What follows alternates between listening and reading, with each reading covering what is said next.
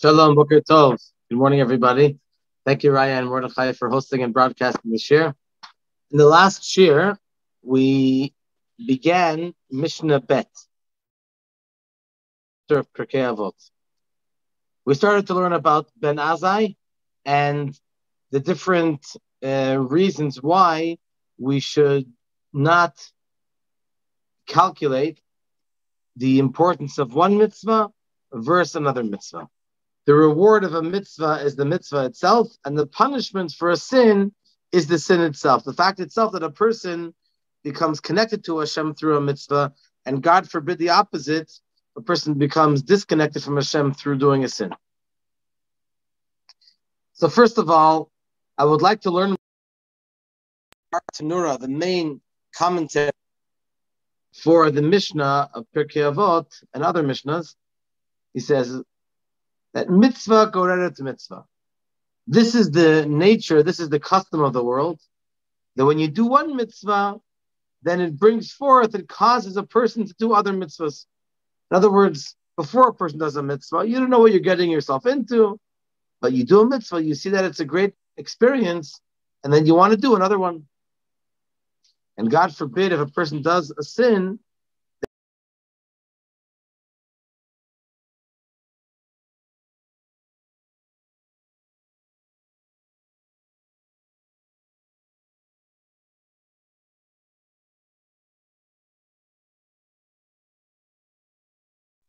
someone does a sin, then it's hard to separate oneself from sin. And it becomes, unfortunately, more and more. So what happens when a person does a mitzvah? Hashem helps the person that he should have another opportunity to do another mitzvah. Another interpretation is that whatever you gain and whatever pleasure you have from doing a mitzvah, that's considered for the mitzvah itself.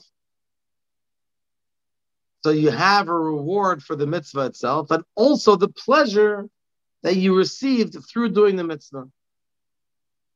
And the same thing in the negative sense when it comes to an avera. I want to point out something very interesting over here. We know that our generation is going to merit, Be'ezrat Hashem, the coming of Mashiach. Now, one can ask an obvious question. Our generation is considered midgets in compared to the giants. In the previous generations, you had tremendous tzaddikim, very righteous people who were, you might argue, like angels almost. Real tzaddikim, spiritual individuals. Today, regular human beings, of course, then they were too, but were much more into materialism. So how is it possible that our generation is going to merit the coming of Mashiach when they did not have that opportunity? And the answer is that true, that we are considered midgets in comparison to them. But if the midget stands upon the shoulders of a giant, then the midget is higher, taller than the giant himself. We are standing upon the great mitzvahs and the effort that our forefathers in the previous generations have accomplished. Therefore, although we may be considered like midgets, but we are the ones that are going to merit the coming of Mashiach. So a person may ask as follows. 1 second. If you say that all of the mitzvot pile up and our mitzvot pile up upon theirs, so don't we say the same thing when it comes to a sin? If someone, God forbid, violates an avera, violates a mitzvah and commits an avera, then maybe all of the Averas also add up. So here's a very interesting analogy into the nature of a mitzvah versus the nature of an Avera. The nature of a mitzvah is that it's here forever. It's eternal. Why? Because a mitzvah is something which is positive energy. Positive energy by nature is the mitzvah of the Ein Sof, Hashem, the infinite God. And so, naturally, 2,000 years ago, a mitzvah was done. Another mitzvah was done afterwards. More mitzvahs piles up till now. And Mashiach's coming is dependent on all of our ma'aseinu va'avodatenu, our work and our efforts throughout the entire time of the Galut. However, the nature of a sin is that the sin is temporary. It doesn't have a long-lasting sustenance. So if someone committed a sin, it doesn't add up to all the other sins as well. It just withers away. It doesn't have a long-lasting sustenance. Therefore, all of the mitzvahs that have been accomplished throughout our history have been compiling and building up until now. But the Averas, the sins, have withered away. When we say that one mitzvah is gorer, it brings forth another mitzvah, and so too, one Avera brings forth another Avera, that's as far as the person who did the act.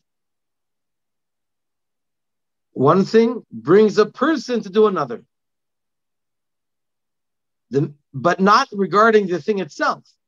When we talk about the action itself, then there's a difference between the mitzvah and the Avera. The mitzvah is long-lasting. The Avera is short-lasting. It's temporary. It's not eternal. Now let's get back to the beginning of the Mishnah. How did Ben Azai begin the Mishnah? Haveratz mitzvah kala. You should run to do even a quote-unquote light mitzvah.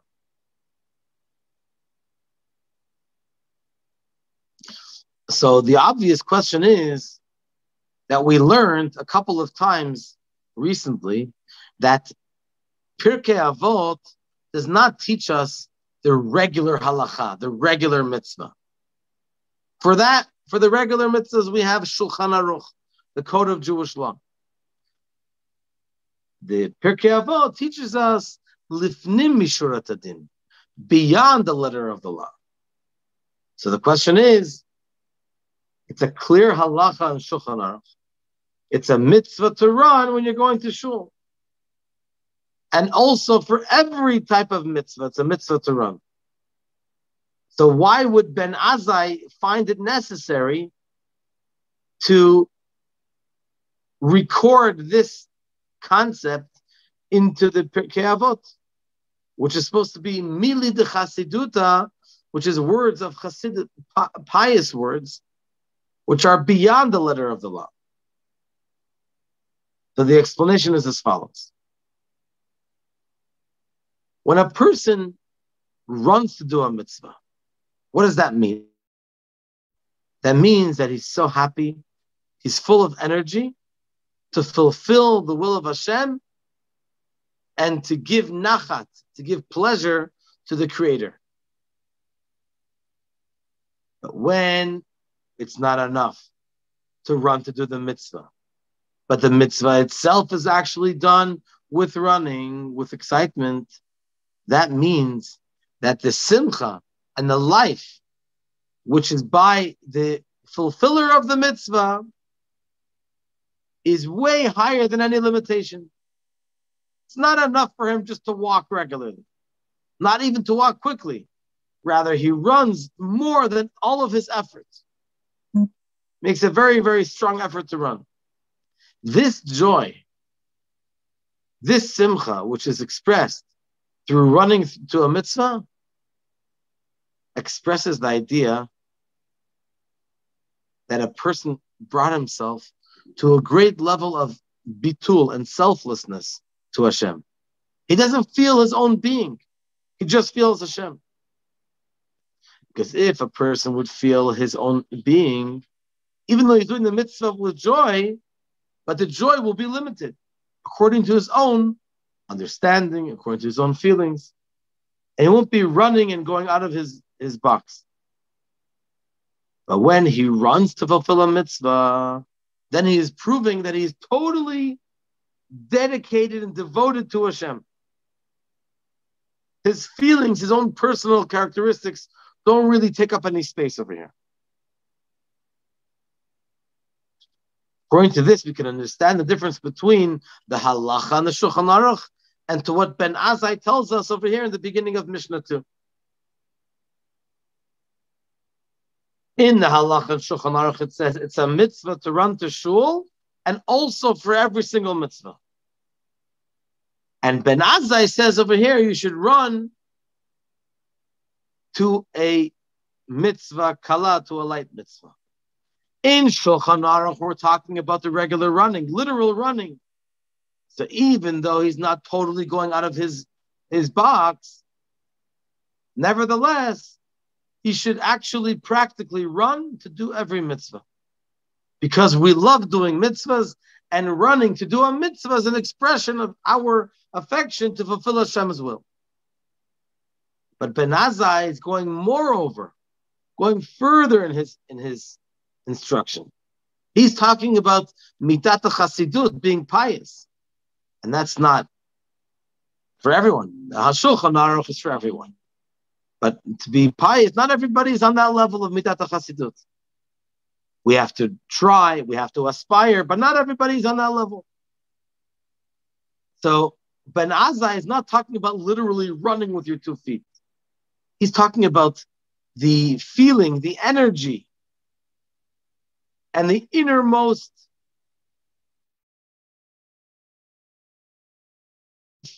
and the joy with doing the mitzvah. Not just having regular vitality, but an unlimited inner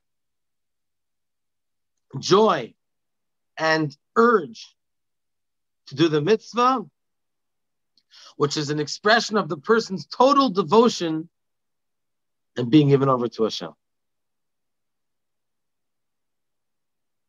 The reason why everyone has a mitzvah to run, literally to do a mitzvah, is because when we run to do the mitzvah, that will help us reach the inner level that Ben Azai is teaching us over here, and we hope we'll get there. So basically, there's one concept of the literal running that we all have a mitzvah to do, but then we have the inner excitement and urge. That's what Ben Azai is referring to. He's not referring to the literal running with the 2 feet to do the mitzvah.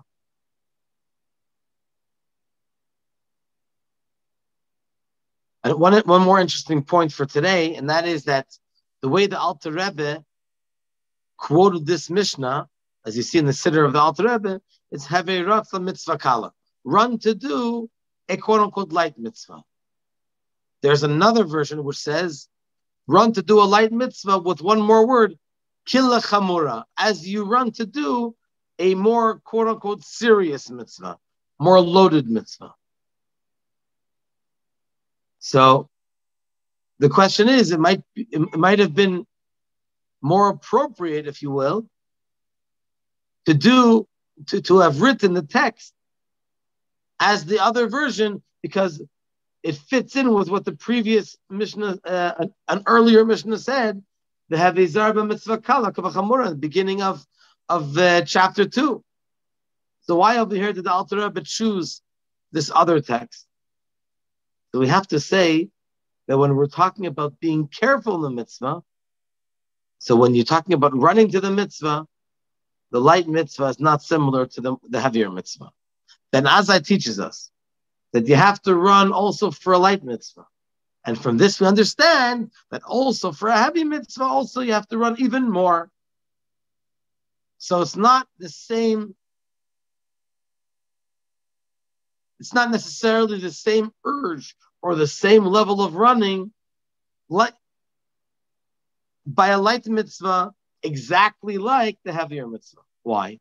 Because when you run to do a mitzvah, you're feeling, it's an expression of your excitement to do the mitzvah with love and with life and with joy. So there are two types of running.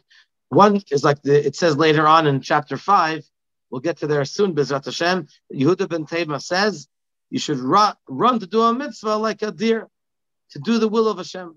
And over here, another type of running is, Ben Azai says, run to do a light mitzvah. Yehuda ben Tema is talking about a general interest.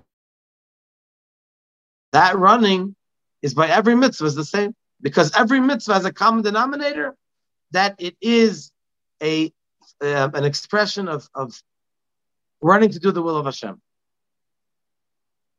Ben Azai adds on this a specific hayrah, a specific lesson for every mitzvah, that you should run to do a light mitzvah, even a light mitzvah, which means that when you're doing the specific mitzvah, the running, quote unquote, and the excitement should be according to that mitzvah. So the running to do a light mitzvah is not going to be the same inner excitement than it is when you're going to do a stronger mitzvah, so to speak.